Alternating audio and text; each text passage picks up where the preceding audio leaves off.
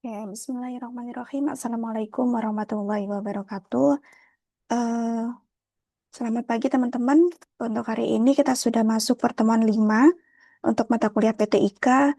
Hari ini kita kuliah dengan melalui video pembelajaran. Untuk tema hari ini yaitu pengenalan jaringan komputer dan juga memilih kabel sesuai dengan kebutuhan. Oke, langsung saja. Sebelum masuk materi, izinkan saya untuk mengingatkan kepada teman-teman untuk absensi di MyBase ya. Silakan absen terlebih dahulu, baru kemudian mendengarkan kembali materi di video ini.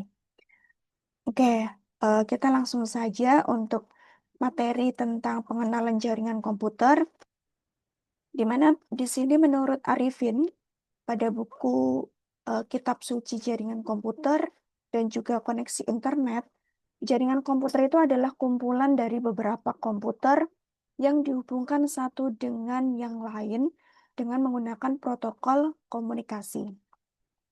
Jadi, namanya juga jaringan komputer ya. Jadi, ada beberapa komputer yang dihubungkan untuk bisa saling berkomunikasi. Seperti itu. Kemudian jaringan ini nantinya perlu media transmisi, teman-teman. Media transmisi itu media penghubung. Jadi bisa menggunakan kabel ataupun nirkabel. Nirkabel itu tanpa kabel. Sehingga kenapa eh, nanti di materi kedua kita bahas mengenai bagaimana cara memilih kabel, karena kabel itu salah satu media transmisi dalam membentuk suatu jaringan komputer. Kemudian prinsipnya, dasar jaringan komputer itu adalah terjadinya komunikasi dua arah antara pengirim dan penerima informasi. Jadi ada komunikasi dua arah ya, ada feedback nanti. Kemudian jaringan komputer itu mempunyai keuntungan yang pertama dari penggunaan peralatan hardware, data, dan juga program serta informasi secara bersama. Jadi kita menggunakan hardware, data, program, serta informasi secara bersamaan. Kemudian salah satu media komunikasi tanpa pulsa, sistem informasi yang terintegrasi atau saling terhubung, serta menghemat waktu serta biaya transformasi informasi. Kalau dulu, sebelum adanya jaringan komputer, kita mengirim surat itu menggunakan menulis surat ya, secara manual dengan tulisan tangan, kemudian kita kirim melalui kantor pos. Dan pasti butuh waktu serta biaya yang tidak sedikit. Tapi dengan jaringan komputer kita bisa mengirim surat, mengirim informasi, mengirim data dengan secara cepat. Kemudian juga biayanya sangat murah. Kemudian jenis-jenis jaringan komputer berdasarkan luas wilayah ada 3. Sebenarnya ada beberapa, tapi yang kita bahas ada 3 ya. Yang pertama ada LAN atau Local Area Network. Namanya lokal, berarti bentuk jaringannya hanya untuk area yang terbatas.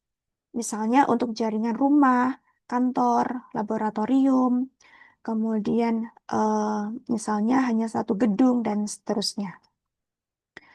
Nah, di sini komputer itu bisa saling berinteraksi, bisa bertukar data, dan menggunakan hardware secara bersamaan, seperti printer misalnya. Biasanya untuk local area network itu menggunakan kabel UTP atau BNC, maupun bisa juga menggunakan wireless, seperti WiFi gitu ya. Itu adalah local area network. Kemudian ini gambaran jaringan LAN, di mana komputer-komputer ini itu terhubung menggunakan hub ya, dan bisa menggunakan beberapa hardware. Nggak cuma komputer, tapi ada juga printer. Dan ini bisa eh, digunakan secara bersamaan. Bisa saling mengirim informasi, mengirim data, bisa ngeprint bersamaan juga.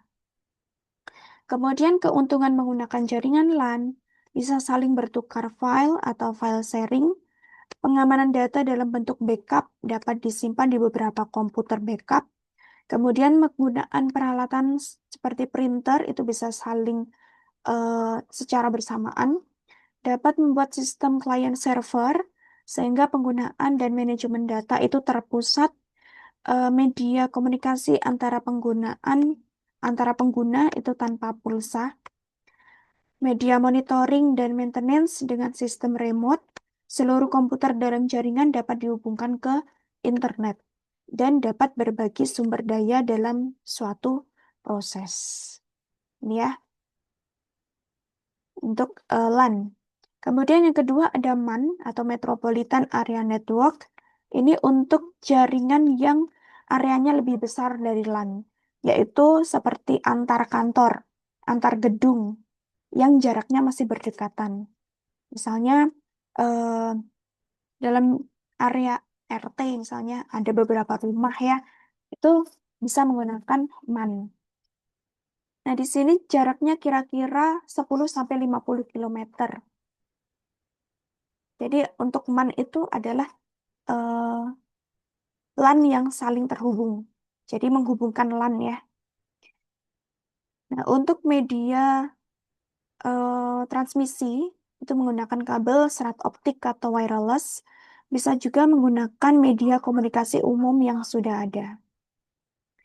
Nah, ini gambaran dari jaringan MAN.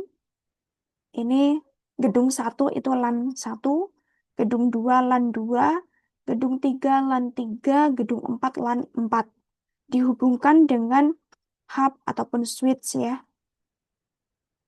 Nah, ini disebut MAN. Jadi cangkupan areanya masih berdekatan. Sedangkan ada WAN, Wide Area Network, ini skalanya sangat luas. Bisa antar kota, antar pulau, antar negara, bahkan antar benua. Di sini WAN itu adalah eh, kumpulan dari MAN dan LAN yang saling terintegrasi. Ini MAN ya harusnya ya. Di mana WAN ini bisa saling bertukar data, berkomunikasi antara pengguna dengan lebih cepat, lebih tepat, dan murah. Bisa transfer data dengan kecepatan tinggi menggunakan ISDN, DSL, dan teknologi VSAT atau teknologi stasiun bumi mikro. Biasanya untuk WAN itu sudah menggunakan internet ya, jadi cangkupannya sangat luas dan terbatas. Nah, ini untuk gambaran jaringan WAN.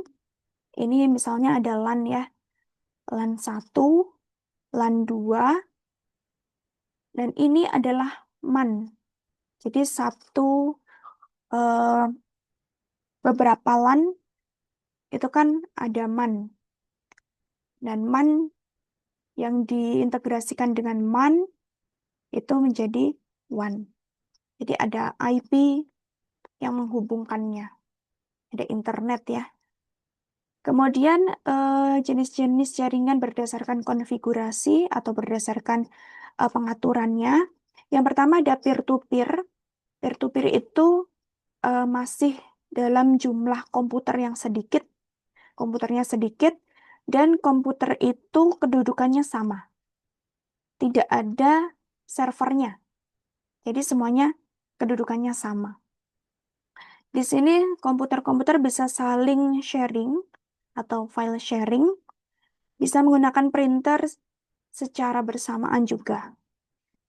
Untuk kelebihan jaringan peer-to-peer, implementasinya murah dan mudah, tidak memerlukan software administrasi jaringan khusus, tidak membutuhkan administrator jaringan. Kemudian kekurangannya tidak cocok digunakan untuk jaringan skala besar karena administrasinya tidak terkontrol. Kemudian tiap user harus dilatih untuk menjalankan tugas administratif karena harus mengamankan datanya masing-masing. Kemudian tingkat keamanannya rendah, semakin banyak yang di-share akan mempengaruhi kinerja komputer. Ini gambaran dari komputer peer-to-peer ya. Jadi komputernya ini punya kedudukan yang sama, tidak ada server, tidak ada klien. Sedangkan untuk komputer yang kedua, dari segi konfigurasi itu ada client server. Di sini punya kedudukan yang berbeda. Klien itu sebagai penerima layanan, sedangkan server sebagai pemberi layanan atau penyedia layanan.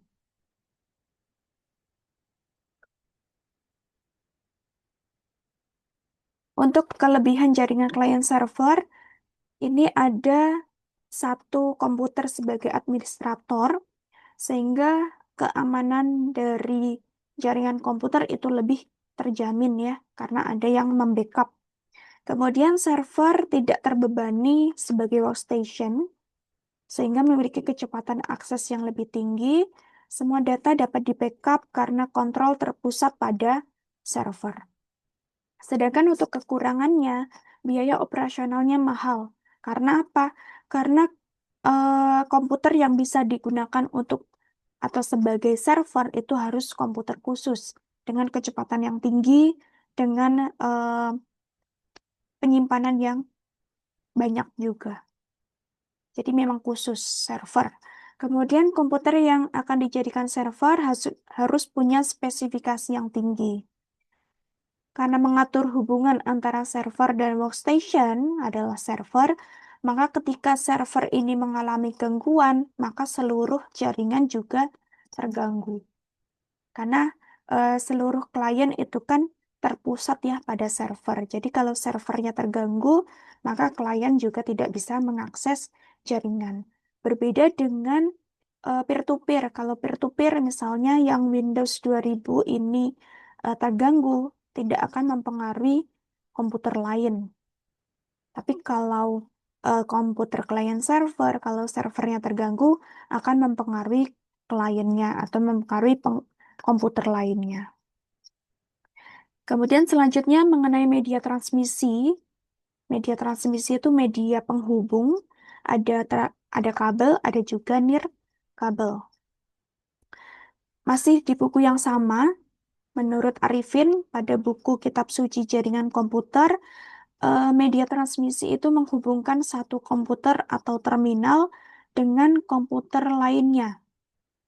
Demi kemudian melalui media transmisi, data dan informasi bisa dialirkan sehingga membentuk jaringan komputer untuk bisa saling berkomunikasi.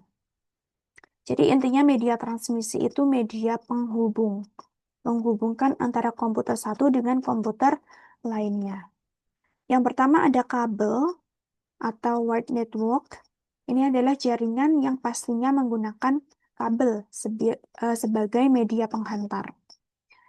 Biasanya kabel ini menggunakan bahan tembaga atau bisa juga menggunakan fiber optik atau serat optik.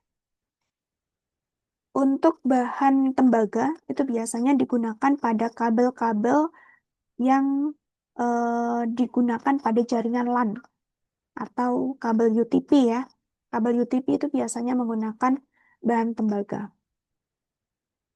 Jadi untuk kabel itu biasanya untuk jaringan yang cangkupan areanya terbatas.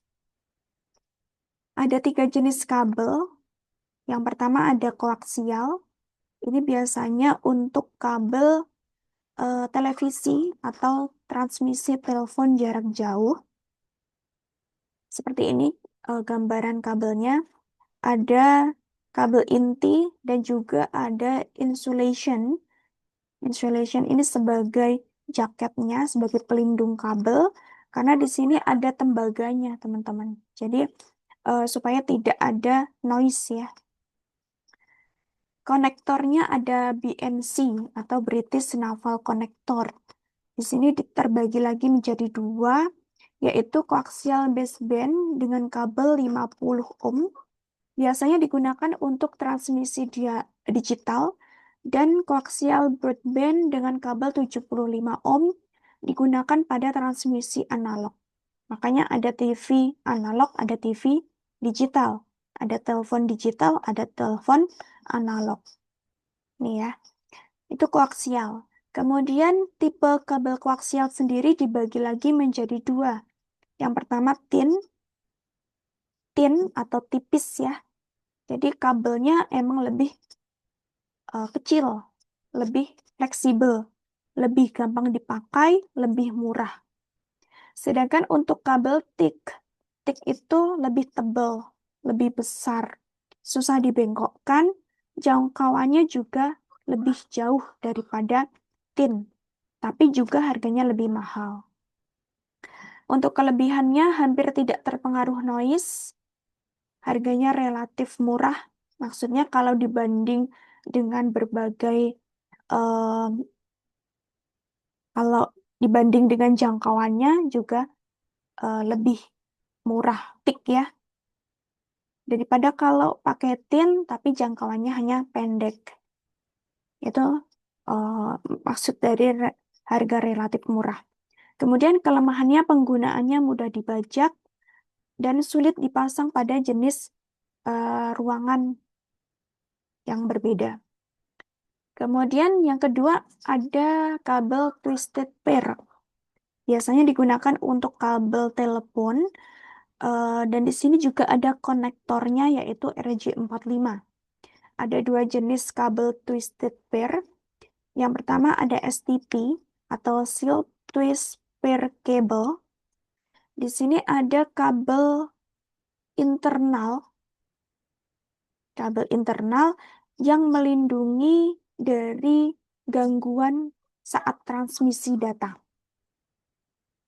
Dan di sini ada eh, 4 warna kabel, biru, orange, coklat, dan juga hijau yang dipilih oleh eh, tembaga ya, yang dipilih oleh tembaga dan dilindungi menggunakan kabel internal tadi. Kemudian ada UTP. UTP ini Unsealed Twist Pair Cable, tidak memiliki lapisan pelindung. Jadi ini lapisan pelindungnya yang warna silver ini. Tapi kalau unsealed dia tidak punya lapisan pelindung. Kelebihannya harga relatif murah, kemudian mudah dalam membangun instalasi. Sedangkan kelemahannya jarak jangkauannya hanya mencapai 100 meter dengan kecepatan transmisi hanya terbatas, yaitu hanya mencapai 1 giga bps. Kemudian mudah terpengaruh noise. Kenapa? Karena tidak punya pelindung ini. Tidak punya kabel pelindung yang melindungi kabel di dalamnya. Kemudian yang ketiga ada serat optik. Di sini pastinya juga terbuat dari serat optik ya teman-teman. Terbagi lagi menjadi dua. Yang pertama multimode. Multimode itu eh, penjalaran cahayanya dari satu ujung ke ujung lain. Ini ujungnya. Kemudian diameternya cukup besar yaitu mencapai 50 mm. Sedangkan untuk single mode ini diameternya kecil hanya sampai 10 mm dengan penjalaran cahaya hanya dapat melalui satu lintasan. Untuk kelebihannya ukurannya kecil dan ringan, sulit dipengaruhi interferensi atau gangguan. Kemudian redaman transmisinya kecil, bidang frekuensinya lebar. Sedangkan kelemahannya instalasinya cukup sulit, tidak fleksibel, dan harga relatif mahal. Kemudian selain kabel ada juga wireless. Wireless itu sejenis nirkabel atau tanpa kabel, di mana di sini dia menggunakan gelombang elektromagnetik sebagai pengganti kabel. Kemudian teknologi wireless saat ini sangat berkembang dengan cepat, sehingga semakin banyak telepon seluler ataupun media lain yang sudah menggunakan wireless. Di sini wireless itu kan menggunakan gelombang elektromagnetik atau radio inframerah ya. Jadi di sini penyaluran datanya dari satu poin ke poin lain tanpa melalui fasilitas fisik. Sehingga frekuensi penyaluran datanya juga eh, lebih cepat, kemudian eh, jangkauannya lebih jauh juga. Untuk wireless di cangkupan area kecil saja, di jaringan LAN, itu menggunakan frekuensi 2,4 GHz. Kemudian untuk kelebihan dari wireless, pemeliharaannya murah, infrastruktur berdimensi kecil, pembangunannya cepat, mudah dan murah untuk direlokasi, dan mendukung portabilitas, koneksi internet 24 jam, akses internet cepat, bebas tanpa pulsa telepon, ramah lingkungan, dan memungkinkan jangkauan tempat yang sulit secara geografis. Kemudian untuk kekurangannya, biaya peralatan mahal, delay saat delay yang sangat besar, kesulitan karena masalah propagasi radio, keamanan data, kapasitas jaringan karena keterbatasan spektrum, dan rentan terhadap noise. Itu tadi untuk materi hari ini terkait dengan jaringan komputer dan juga media transmisi kabel serta nirkabel. Untuk sesi tanya jawab saya alihkan ke WA Group dan nanti ada quiz live ya. Nanti saya pandu lewat WA Group bagaimana cara pengerjaannya dan nanti ada kode yang perlu di input juga. Nanti saya harus share ya link quiznya. Kita tentukan di jam berapa siap untuk mengerjakan quiz. Dan jangan lupa, saya ingatkan kembali absensinya jangan lupa ya teman-teman untuk dicek kembali di MyBase. Mungkin itu saja dari saya yang bisa saya sampaikan. Semoga bermanfaat materi yang sedikit tadi. Dari saya cukup sekian, kurang lebihnya mohon maaf. Wassalamualaikum warahmatullahi wabarakatuh.